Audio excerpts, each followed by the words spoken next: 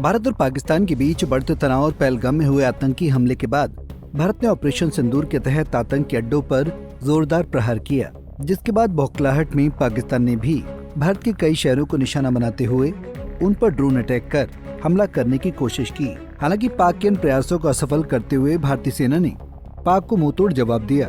वहीं तनाव बढ़ने पर भारत और पाकिस्तान के बीच अब संघर्ष विराम पर सहमति बन चुकी है।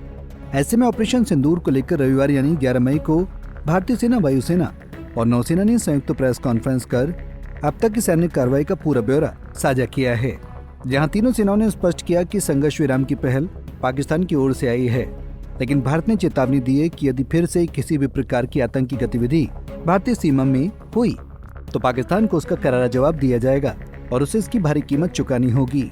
ऐसे में ऑपरेशन सिंदूर पर हुई इस प्रेस ब्रीफिंग में सेना ने ऑपरेशन के हर पहलुओं पर बात करते हुए क्या क्या बताया, उसके बारे में आपको विस्तार से बताते हैं।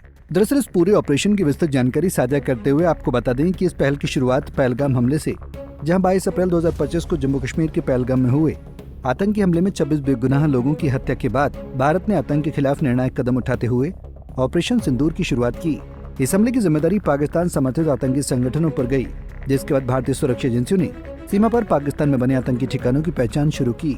ऐसे में कैसे आतंकी ठिकानों को चुन चुन कर तबाह किया गया, इसके बारे में जानकारी देते हुए थल सेना के director general of military operations यानी DGMO lieutenant general Rajiv Ghai ने बताया कि 9 आतंकी ठिकानों को बनाया गया निशाना। खुफिया एजेंसियों से पुष्टि के बाद पाकिस्तान और POK में मौजूद 9 बड़े आतंकी ठिकानों को निशाना बनाया गया। इन पर एयर स्ट्राइक और मिसाइल हमलों के जरिए पूरी तरह तबाही मचाई गई। इस कार्रवाई में लश्कर तैयबा, जैश ए मोहम्मद और हिजबुल मुजाहिदीन जैसे संगठनों के 100 से अधिक आतंकवादी मारे गए। वहीं इसमें यूसुफ अजहर, अब्दुल मलिक रऊफ और मुदस्सिर अहमद जैसे कुख्यात आतंकी भी शामिल थे, जो IC 814 विमान अपहरण और पुलवामा हमले जैसी बड़ी घटनाओं में शामिल थे। भारतीय वायुसेना ने आगे बताया कि ऑपरेशन सिंदूर के तहत सीमा पार किए बिना ही अपने लक्ष्यों को सफलतापूर्वक भेदा गया। एयर मार्शल AK भारती ने बताया कि एयरफोर्स ने अत्याधुनिक मिसाइल प्रणाली और ड्रोन तकनीक से आतंकियों के ठिकानों को एयर से ही नष्ट किया गया। इस दौरान भारतीय वायुसेना के किसी भी पायलट को नुकसान नहीं हुआ और सभी सुरक्षित लौटे। वहीं वायुसेना ने बताया कि पाकिस्तानी हमले नाकाम। 7 से 10 मई के बीच पाकिस्तान की ओर से जवाबी कार्रवाई के तहत ड्रोन और UAV से भारत के कई शहरों पर हमला करने की कोशिश की गई, जो श्रीनगर से लेकर गुजरात के नलिया तक फैली थी, लेकिन भारतीय एयर डिफेंस ने हर हमले को नाकाम कर दिया।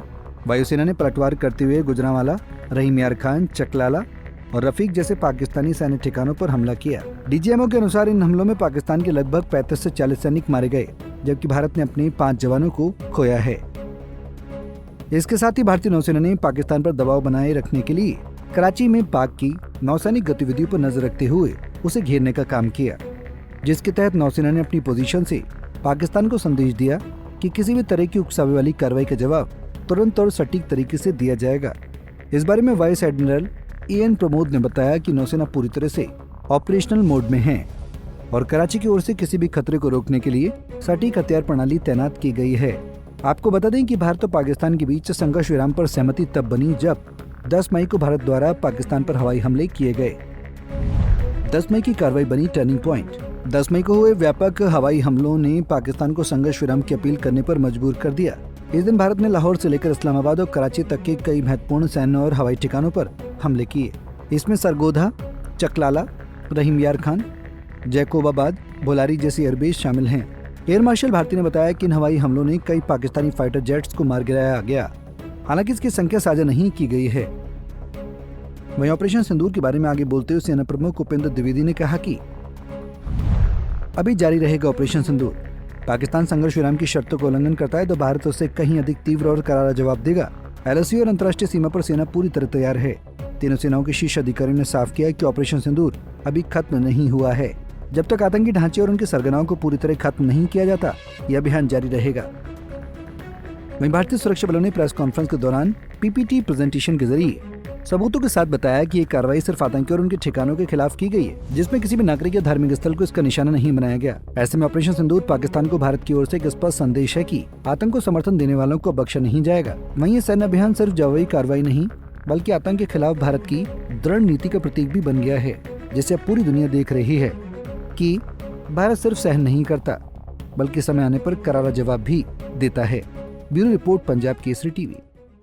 हमसे जुड़े रहने के लिए हमारे YouTube चैनल को सब्सक्राइब करें और नई वीडियो की नोटिफिकेशन के लिए बेल आइकॉन को दबाएं।